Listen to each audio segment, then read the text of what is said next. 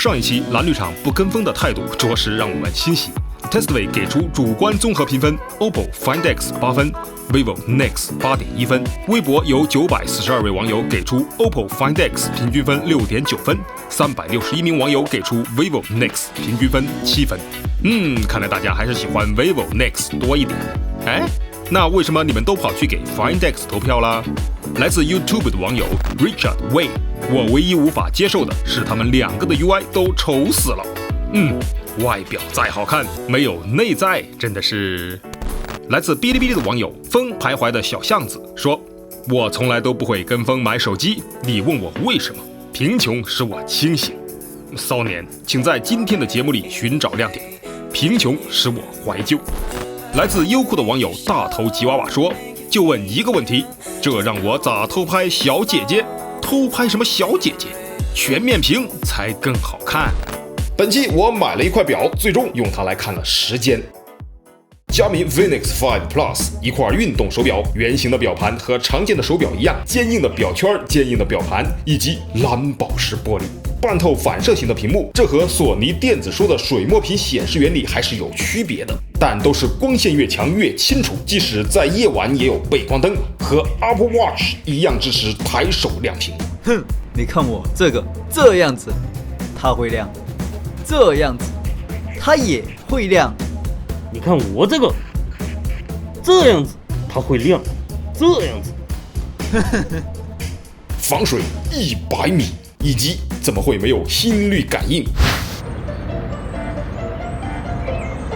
看什么看？没有啊！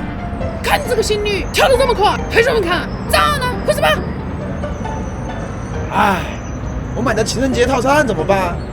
怎么这一幕这么熟悉啊？当你摘下手表以后 ，Apple Watch 会锁定并停止心率感应，但 Fenix 不会。当你移动它时，心率监测依然会启动。充电口不是磁吸式，可以保证充电时手表不易脱落。然而没有封口，需要做清洁处理。表带可以快速拆装，好评，一共有5个按键，并不支持触摸。都什么年代了，你这个垃圾还没有触屏？你看看我的 Apple Watch， 点来点去多牛逼！你懂什么呀？这叫传统，部分户外运动是要戴手套的。按键才是最好的选择。5个按键分别是灯光上选项加菜单按钮下选项，开始按钮返回按钮。同时按键长按还有快捷键功能，并且按键之间可以组合使用，一共有7种组合方式。比如可以设置开始按钮加下选项为 GPS 同步时间。对了，如果你要设置快捷键，首先长按菜单键，也就是上选项，按3下下选项键进入设置菜单，再按14下下选项键进入系统设置，或者可以按2下上选项键，接着按5下下选项键进入快捷键设置。让我们重复一下刚刚的步骤：3、14、5、3、14、5等于22，别算的二货。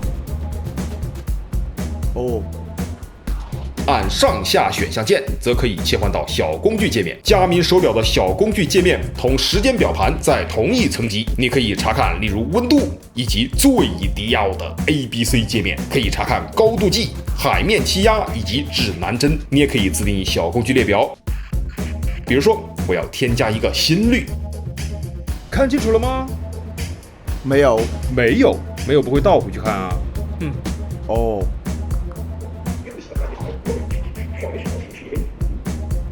你也可以自定义小工具列表，比如说我要添加一个心率，表盘可以自定义。然而这个商店实在是中文在哪里？手表可以设置所有的功能，比如设置背光在日落之后启动，只能在手表里设置，似乎在手机端找不到。这一款手表其实对手机的依赖很低，完全可以脱机单独当做一款手表来使用。那么如果南后期拿到了这块手表会怎么样呢？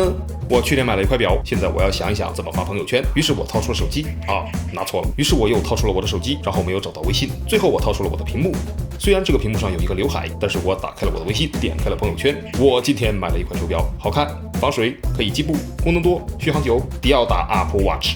我刚要按发表，但我意识到这不只是一个手表，官网说它是一个 GPS 户外手表。于是我把手表改成带有 GPS 的户外手表，还不忘加上特别的但接着我又意识到 GPS 可以用来设置时间、看地图，一定要写上。然后我又意识到好看不够准确，于是我把好看改成了好看的圆形表盘。接着我又意识到防水防50米的，我一定要写上防水100米。只写计步怎么能够证明我运动了？于是我写上带着它今天走了1万步，哈哈哈，加上了一个表情，又删了，算了，哈哈哈，一定能够让他们感受到我的迪奥。然后我又意识到功能多的意思就是没啥子功能，就像老板问你都会些啥子？我会的东西可多了。然后嘞？没有啦。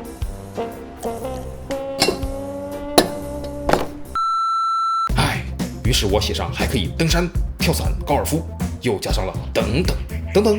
续航怎么会嫌久？续航迪奥的 Apple Watch 这么棒的手表，我还要再抚摸一下，设定一下时间吧，看看地图，操场跑个圈算了，还是删除吧。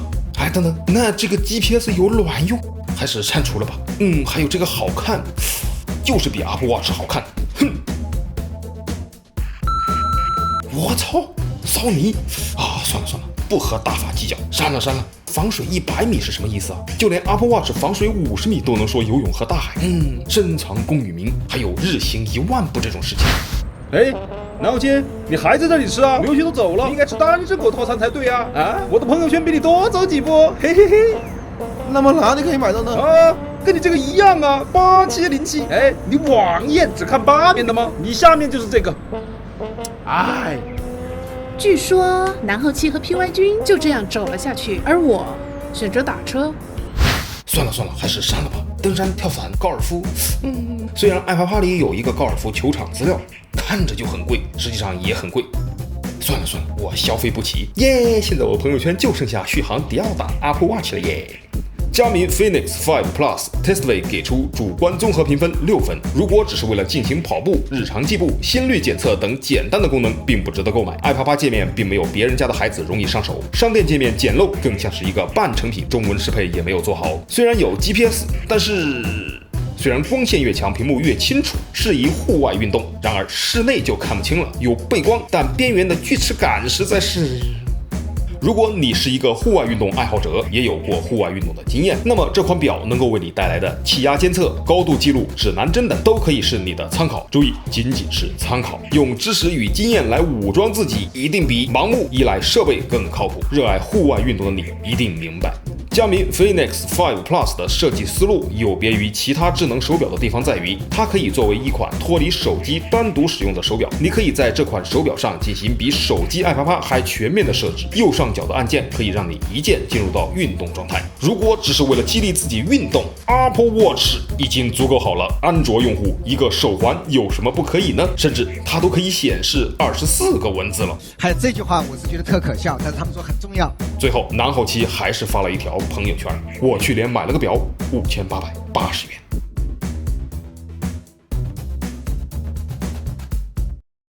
七夕情侣套餐，单身狗套餐现已上架87076677。5条评论上电视。第一条，这个明理之什么不管啊，这你哪里是在批评在骂嘛？这完全是表扬，他把我们全部都表扬了一遍，有你们的鼓励，谢谢各位。第二条，穿，希望作品时间还要长一点，希望我们能够抓点热点最新的产品。其实很多朋友都在说这个问题，长我觉得不用再长了，再长的话这个东西，热点这个东西的话，好，第三条，小维他喜欢我们 Testway， 然后也骂了一通，骂的是什么呢？他说批评谈不上，有一个小建议，产品的评测不是体验呢，可以做一个清晰的总结，列出它的关键的优缺点。我觉得这个建议很好，列出优缺点，这样让大家一目了然。还有我们的戏太多了，影响产品本身的感受。所以其实我们也在做一些减法，希望大家能够喜欢。好，第四条 ，RPR 觉得 Testway 最近最大的毛病就是膨胀了。由于淘宝店和节目要双向运营，从结果上来看呢，就显得有些疲于应付，搞得女后期最近的皮肤都不好了。刘姐过来，说你最近皮肤都不好了，是这样吗？过来一点。天天加班，皮肤好才怪了呢。好，滚。死你吧，都是你，都是你。关我什么事？我也加班呐。第5条 ，Sunbird 觉得最大的问题就是热点追踪的问题，永远要比最新的慢上1个月，甚至更多。摄影师为什么会慢这么多？因为他们要体验呐。说了，他说要减，但是还是应该要快一点。人家希望快一点，希望大家快一点。其实这里边有一个观点，就是最新的东西啊，它有很多很多的这个，我觉得评测都是大家可以看的。我们真的是还是需要时间，真的用起来，然后才知道到底融入到生活里面去。对。然后还有呢，就是说吃不吃已经停掉了。